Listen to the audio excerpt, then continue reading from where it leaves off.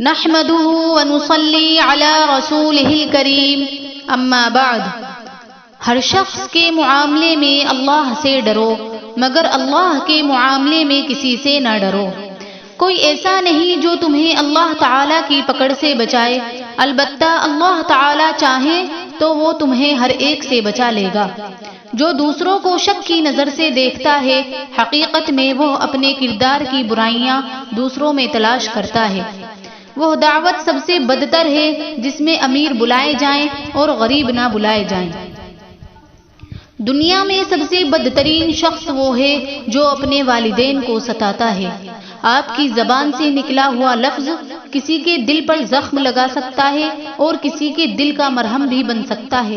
فیصلہ آپ کے ہاتھ میں ہے کہ آپ کی زبان سے کون سا لفظ نکلے۔ قبولیت کے لیے قابلیت کی نہیں، اخلاق کی ضرورت ہے۔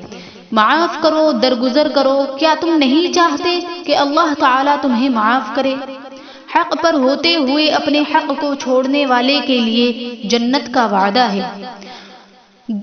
جو لوگ تعریف کے بھوکے ہوتے ہیں وہ باصلاحیت نہیں ہوتے۔ کسی مسلمان کا دل خوش کرنا بڑے اجر کا کام ہے۔ جس قوم میں بے حیائی پھیل جائے خدا تعالیٰ اس پر لعنت بھیجتا ہے۔ اپنی مدد آپ کرنا کامیابی کا سب سے بڑا اصول ہے۔ کتنی شرم کی بات ہے کہ ہمارے جاگنے سے پہلے ہی پرندے جاگ جائیں۔ کوئی چیز اتنی اچھی نہیں ہوتی ہے جتنی پہلے دکھائی دیتی ہے۔